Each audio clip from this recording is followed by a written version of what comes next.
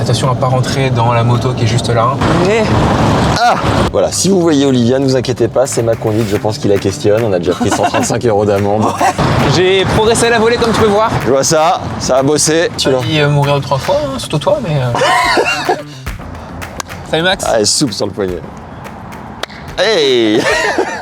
Ça va Jules? Ça va nickel, ouais. On est à Roland, Ouais. avec un de tes nouveaux partenaires, Kia. Kia. Cette voiture vient tout droit de Lorient et de Vannes, de la concession Cap-Orient. Exactement. On est devant la piscine Molitor, site emblématique juste à côté de Jean-Bouin et de Roland-Garros. Tu vas nous expliquer où t'en es depuis que tu t'es relancé sur le circuit. Carrément. Tu te sens comment là sur les cannes?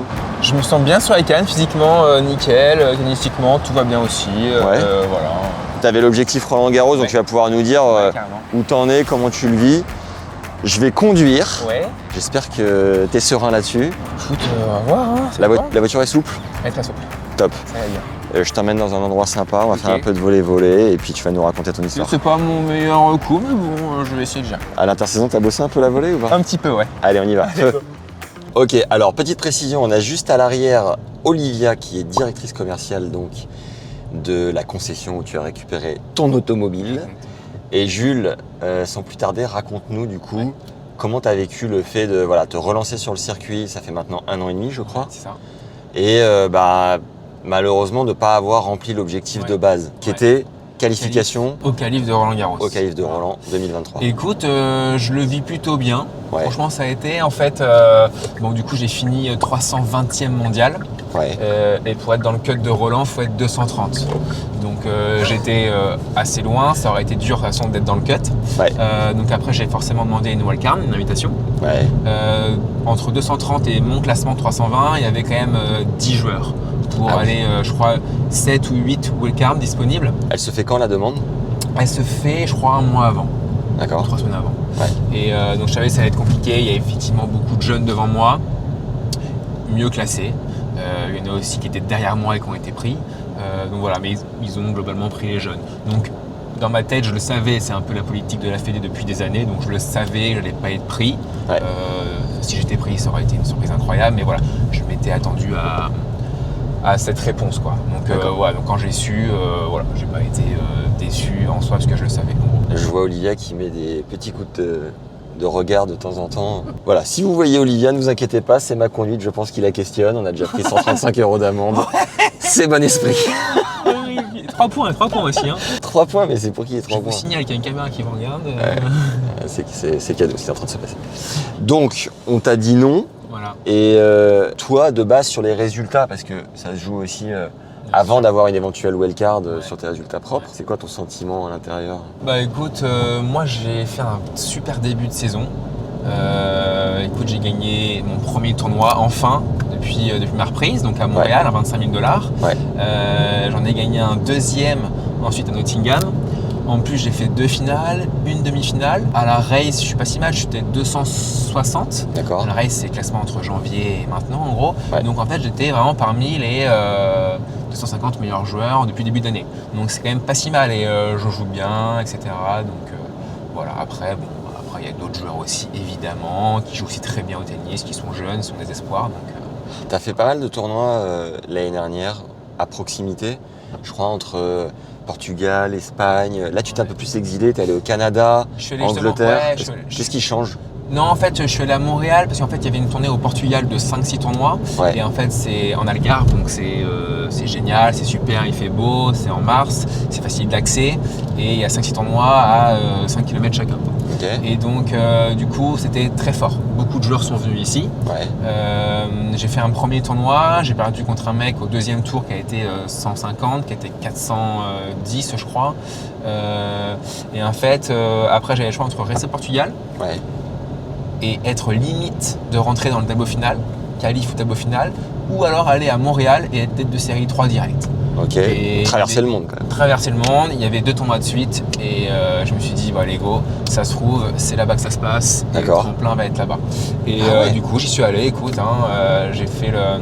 Financièrement quoi, t'avais un peu de marge? Parce qu'on sait que ça coûte très cher quand même. Ça coûte très cher, le billet était très cher, surtout que nous en plus on prend chaque fois 2 jours avant quoi. Ok. Donc le billet était très cher, mais bon après je me suis dit c'est un investissement, c'est comme ça, de toute façon le projet coûte cher en soi, donc écoute on y va, go et c'est parti quoi. Ouais. Finalement j'en ai gagné un, j'ai très bien joué.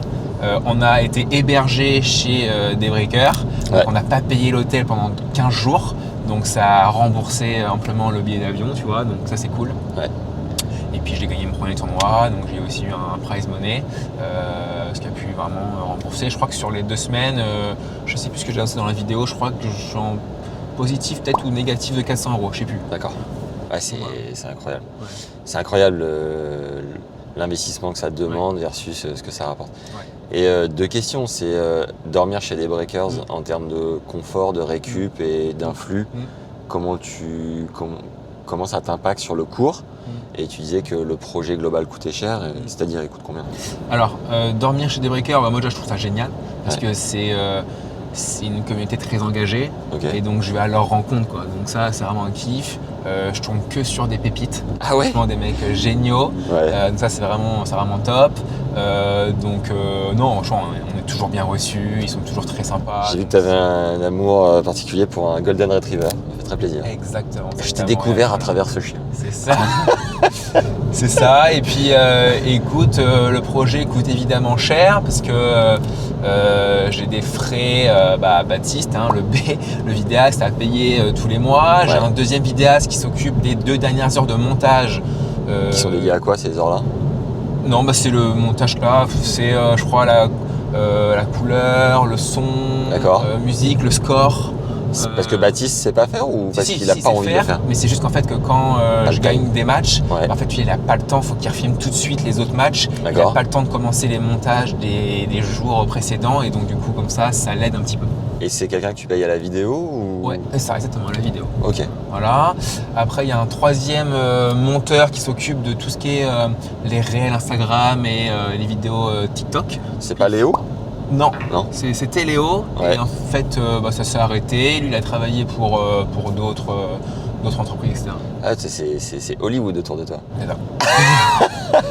Donc troisième monteur. Après j'ai Jeanne qui m'aide, qui s'occupe de faire toutes les résumés sous forme de story Instagram des journées que je passe en futur.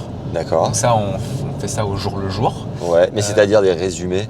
Des résumés de 1 minute, Ouais. un peu comme ce que faisait Gaël mon fils avec Artingo là quand ils ont commencé ensemble. Ouais. On avait des résumés chaque jour avec une petite musique rap US derrière. Ouais. Ça dure 1 minute et ce qui résume un peu la journée avec le match à l'intérieur, etc. quoi. D'accord. Artengo. Artingo. Ok. Voilà, ensuite je fais 2 newsletters par mois. Ouais. Donc moi j'envoie un petit vocal Avec Samy. Exactement. Ouais, Samy, si tu nous écoutes. Samy, j'envoie un petit vocal à Samy tous les jeudis. Lui après il retranscrit et il publie la newsletter. D'accord. Il y a Joe qui s'occupe de faire les miniatures YouTube. Ça Mais c'est un vrai métier. Une team, une équipe de Voilà, de donc mutes. c'est ressources humaines et ça coûte de l'argent forcément. Ça te Bah, fout les la boss. presse d'avoir autant de monde autour de toi? Ou pas? Non, ça va. Ok. Non, ça va. Si les sponsors derrière suivent et que Ouais. je peux payer tout le monde en fin de mois, pas de pression. Et ça demande combien par mois? Ton D'argent, équipe? pour les ressources humaines, c'est à peu près 8 000 €. Ah ouais, quand même. Ah ouais, hein. Ok. Baptiste, lui, il bosse comme un taré. C'est de 8h à 22, voire 23, des fois minuit. Ah ouais. Ah ouais, il y a encore, hein. Franchement, il a Baptiste- énormément de taf. Baptiste, avoir une copine, c'est injouable. Mais il a une copine. Ah ouais. Il a Elle est une copine incroyable. à Oula, Aix-en-Provence. mais non, peut-être pas là. Et ouais, il passe plus de temps avec moi qu'avec sa copine, quoi. Et c'est devenu un gigapote. Un très très bon pote. Ouais. Ah, c'est bon ça de se On marrer s'entend quand même. très très bien, on a les mêmes délires. Ouais. C'est parfait, c'est top. Et sa présence en tournoi te fait du bien? Mentalement, c'est un repère? Tellement, ah ouais, tellement. Et des fois, quand j'arrive, parce que lui, des fois, il reste le plus longtemps possible avec sa copine. Ouais. Moi, je vais entendre un petit peu avant. Quand je suis là-bas un jour sur place, sans personne, tout seul, oh là, je me dis vraiment, c'est une cata tout seul, quoi. Tu manges tout seul, le soir, tout seul, c'est Baptiste, tu mens. un peu. Donc ça, c'est la partie ressources humaines. Humaine, voilà, donc à peu près 8 000. Et après, il y a tous les frais d'avion. Et la saison dernière, par exemple, t'as coûté combien, tu sais? J'ai pas regardé précisément, mais c'est un coût de 12 à 15 000 par mois. Donc on est à 120 000, 140, 150 sur l'année. C'est ça. Et après, il y a aussi l'administratif. Ça tient chaud. Banque, j'ai un site internet, donc un abonnement tous les mois à payer. Ouais. J'ai les sous-titres qu'on met maintenant en anglais, donc ça c'est du 500 € par mois. Ah ouais. Est-ce que ça vous déléguez à une personne qui vous fait tous les Ouais, sous-titres? c'est ça, exactement. Ok. 2-3 autres trucs que j'oublie là, mais voilà, c'est du entre 12 à 15 000 par mois. Donc d'avoir investi tous ces frais de monter une équipe mutanesque, t'es devenu quand même un sacré personnage. Tu vas dans les tournois futurs ou Challenger, parce que parfois je me fais reprendre sur YouTube parce que j'abrège, donc les gars, voilà. Le chat tu dis? Ouais, je dis les Chal et je me fais tailler. Donc maintenant, on va dire Challenger. Tu te fais déplacer des foules, des gars qui font parfois jusqu'à 100, 150 bornes pour venir te voir. Ouais, 2-3 heures des fois. Ouais. Là, tu vas aller dans les allées de Roland, tu vas signer des autographes, faire des photos. Comment tu vis cette explosion médiatique? Écoute, très sympa. À mon échelle, très sympathique. Les gens sont toujours très sympas, donc c'est top. Ouais. Le truc qui est dur, c'est quand par exemple, on pense à Lille, un Challenger où je perds mon match d'entrée contre la tête de série numéro 1 en qualif. Je prends vraiment une tôle 6-1, 6-1. J'ai pas très bien joué, je suis très déçu. Et il y avait, je pense, 300-400 personnes qui étaient venues exprès voir mon match. Wow, mais c'est incroyable. Et quand derrière, il faut faire des photos, signer des autographes. Alors que t'es au fond. Alors que tu viens de prendre une branlée, c'est un peu gênant et que tu dois sourire sur les photos, tu te dis merde. Les gens ils vont dire qu'en fait je suis nul. Mais bon voilà, heureusement que c'est pas tout le temps comme ça. Et voilà, mais pas Montréal, 300 personnes. Et j'ai gagné le tournoi, tu vois, c'était vraiment top. Quoi. Ah mais jusqu'à Montréal, c'est quand même fou quoi. D'un point de vue du niveau de jeu, tu gagnais tout en CNGT avant de te relancer sur le circuit. On t'a fait une première saison où ça a été un peu dur alors que tu as joué 6 ans de CNGT, tu t'étais jamais blessé, là ça a un peu pété de partout. Et on a fait une interview avec Fabs Barreau, le statisticien qui a une dizaine de joueurs dans le top 100, où tu nous as confié à l'intersaison que tu essayais de faire évoluer ton jeu sur le service et premier coup après le service. Tu te sens comment aujourd'hui après ce boulot hivernal et peut-être la marge que tu as encore à aller chercher? Évidemment beaucoup mieux. Je peux encore le faire plus, mais mentalement ça doit être compliqué de changer son style de jeu. C'est dur mentalement, c'est pas évident, c'est un truc que je fais depuis tout petit, donc changer un truc comme ça c'est dur. Mais c'est vrai que Fabrice il m'avait dit un truc vraiment bien sur le service, il m'avait comparé à Leighton Hewitt, Gilles Simon et je sais plus un troisième. Michael Chang, et il disait que je sais plus, je crois que j'avais un meilleur pourcentage en première balle, après je crois les 3-4 coups de frappe je crois, mais que par contre eux tentaient beaucoup plus en première balle et c'est pour ça qu'ils avaient moins d'échanges à faire après. Et donc du coup ça m'avait un peu tilté et maintenant je tente de faire énormément de première balle à plat, de gagner des points gratos, etc. D'accord. Et ça a énormément fonctionné, notamment en demi-finale à Montréal quand je bats Squire qui m'est battu à BAF 3 mois avant. Ouais, t'as un meilleur pourcentage? Le pourcentage il change pas trop, par contre j'ai des points gratos. C'est bon ça. Je fais des aces, je fais des points gratos et tu souffles un peu sur les jeux de service. Voilà. Ok, alors on est devant le Troca. Yes. Hier on avait une place aux petits oignons, là il y a une manifestation de sapeurs-pompiers. Ou sinon je demande au tuk-tuk tu veux pas prendre le tuk-tuk? Je peux prendre le tuk-tuk mais j'ai très peur après des représailles. Qu'est-ce que t'as pensé de ma conduite pour venir jusqu'ici? Écoute, au début j'avais un peu peur. Je me suis dit, il va regarder la GoPro, le GPS, et en final, mec, c'est passé crème à bon port, très bien. Olivia? Nickel. Olivia, nickel, en un mot. C'est bon, j'ai cru. Bon, ça va être un petit challenge. On va essayer de faire du volley-volley au-dessus de la voiture avec Olivia en plein milieu du rond-point qui va nous filmer. Ça va être magique. Allez, c'est parti. Bon match. Oh, il est là. Fourbon. Smash. Oh oui. Oh, elle est belle. J'ai progressé à la volée comme tu peux voir. Je vois ça a bossé. Oh non. Au sauvetage. Oui. Elle est assurée ou pas? Oui. Multirisque. Merci mec. Salut mec. Bon match. Qui a gagné du coup? Je crois que tu m'as fourré. J'ai gagné? Ouais. Allez, on y retourne. sympathique ce petit volet au troca ou pas? Pas mal, mec, hein. Franchement, on était très très bien. On s'en souviendra Tu celui-là. failli mourir 3 fois, hein, surtout toi, mais. J'ai pris tous les risques pour la vidéo. Ah, je vois ça. Bon bah match retour Arthur, c'est toi qui... Jules, oula. Jules, Arthur, c'est mon frère, Arthur, c'est mon C'est frère. ton ref, C'est Arthur. pour ça.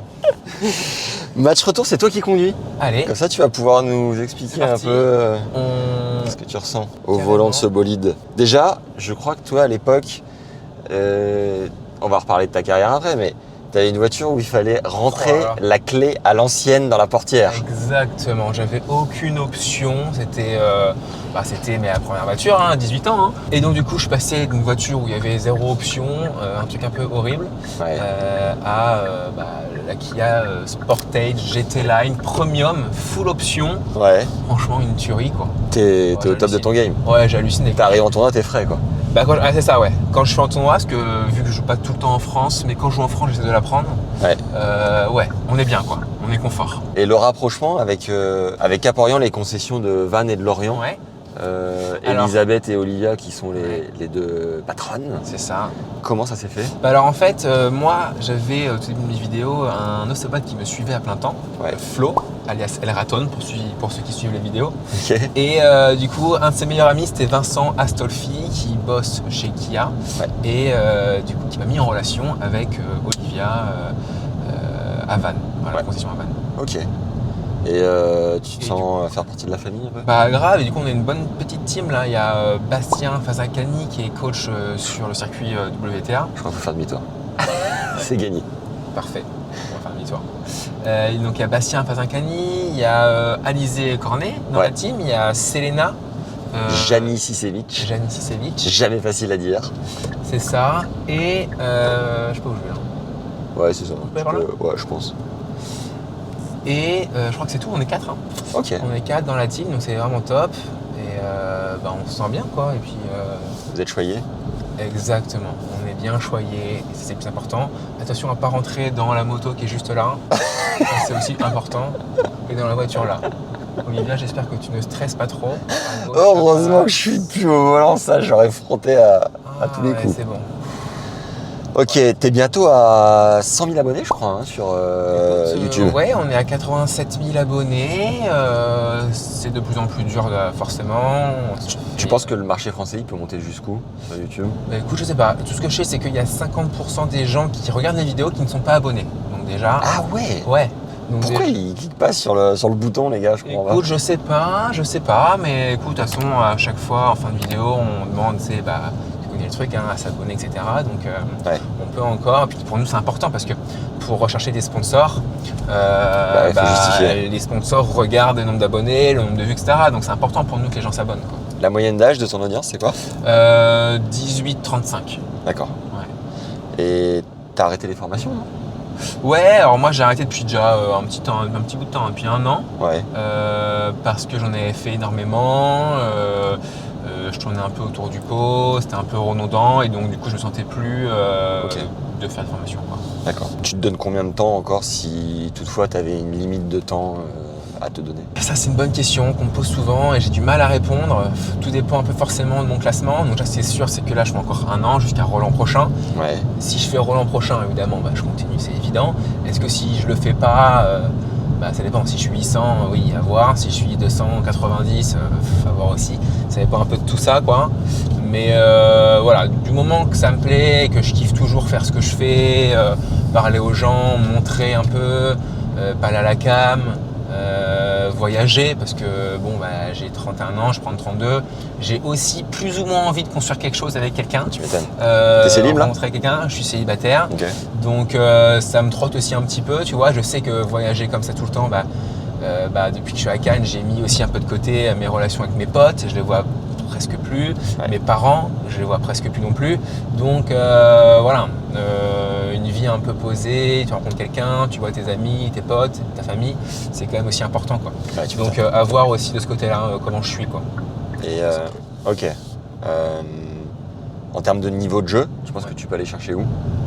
Je pense qu'en vrai, je peux encore aller chercher je pense que je peux chercher les qualifiés Grand Chelem Ouais. et le top 200, quoi. Ok. Là, en futur, franchement, les mecs jouent très bien. On l'a vu encore, on le voit dans les résultats de toute façon.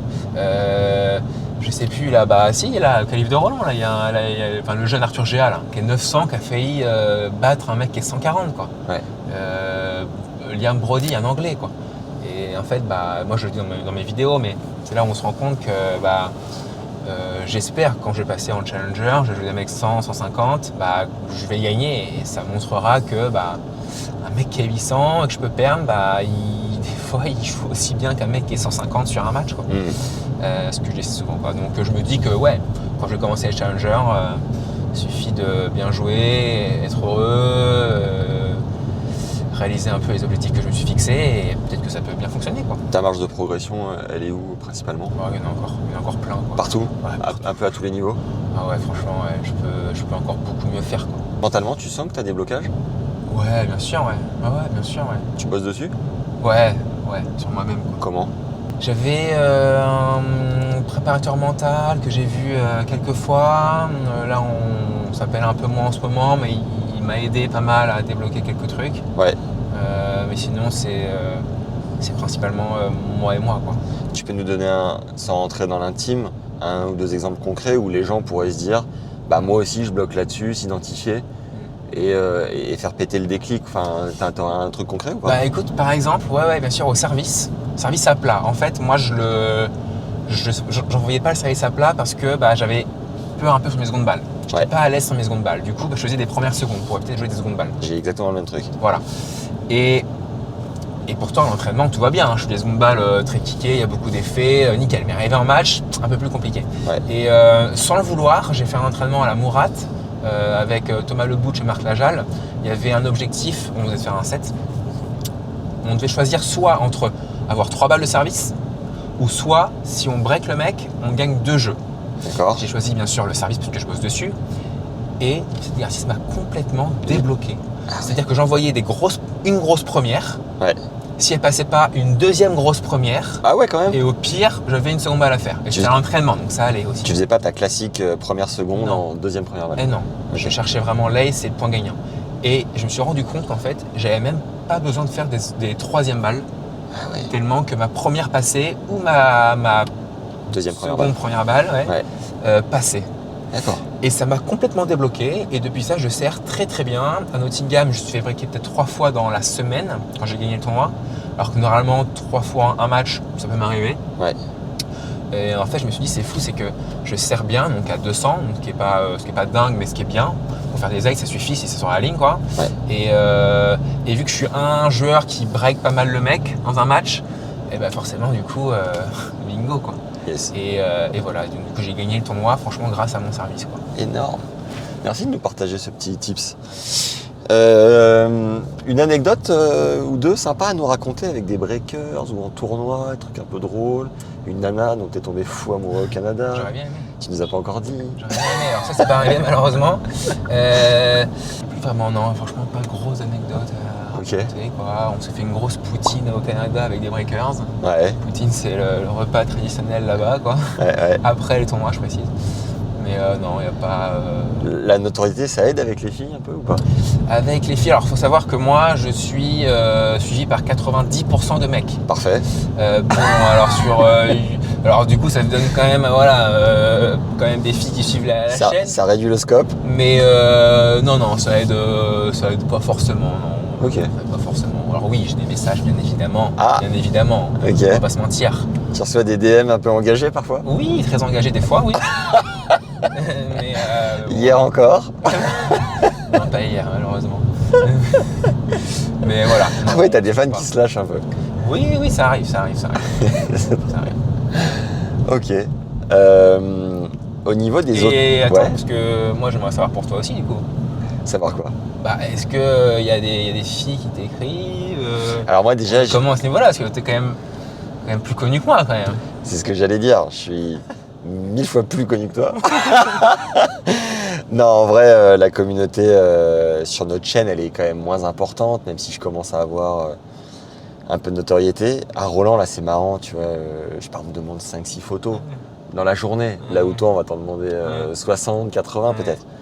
Mais ce qui est marrant, pareil, il y a 90% de mecs, ça c'est sûr, c'est qu'il y a des filles qui me croisent dans les allées de Roland. Ouais. Je vois dans leur regard qu'elles me Qu'elles reconnaissent, savent. elles font un petit sourire, Ouais. mais elles font pas comme les mecs à venir te voir et à dire Ouais. hey gros, on peut faire une Ouais, photo, ouais, tu vois. ouais. Il y a quand même une barrière. Ouais, je vois. T'as la même? Moi, j'ai eu quelques breakers qui sont venus, notamment un Mouilleron captif, je me rappelle, Sympa. très sympa, très Ouais. gentil. C'est beau. Non, j'ai eu, ouais. Non, elles viennent me voir. Ouais, voilà. Voilà la différence. C'est le next step, ça. Non, c'est ça. En termes d'autorisation Ouais. de filmer, Ouais. pour te filmer tes adversaires Ouais. ou auprès du tournoi, est-ce que c'est toujours fluide ou parfois c'est un peu compliqué? Ah non, c'est sous fluide. On est en Sous fluide. On est en stress à chaque fois avec Ah Baptiste. Alors en futur, ouais, on a eu 3-4 refus de joueurs D'accord. pour des raisons XY. XY, peu importe. Merde, c'est toujours compliqué de demander quand tu arrives sur un nouveau tournoi, il faudra lui demander à chaque fois au juge arbitre, au directeur de tournoi si c'est possible, etc. Alors le règlement dit que oui, mais D'accord. bon, faut quand même le Vous faire. avez de la Mais- chance parce que ça se trouve dans 10 ans, ce sera totalement interdit. Ouais, complètement, ouais. Bon, j'imagine que quand même, Ok. ça se démocratise un petit peu, donc ça sera. Et non, on a eu un problème sur les challengers, là, quand on était en Lituanie, en France, etc. C'est toujours un peu compliqué parce que là, c'est vrai que c'est la Challenger TV. C'est l'ATP, je crois qu'elle est droit TV sur les challengers. Ok. Donc du coup, au début, c'était compliqué. Le règlement dit qu'on peut filmer nos propres images que 1 minute Ouais. dans un contenu vidéo. Ouais. On a écrit à l'ATP avec mes agents et vu que c'était un peu le premier cas, je suis le premier cas qui leur demande ça en gros, ils ont adoré l'idée et ce que je faisais. Du coup, ils nous ont autorisé déjà à prendre leurs images sans limite de temps donc pour D'accord. le match, donc ça, c'est top. Beau geste. Et à filmer ce qu'on voulait sur l'enceinte en fait du tournoi, quoi. Donc c'est pas Baptiste qui met sa caméra. En challenger, non.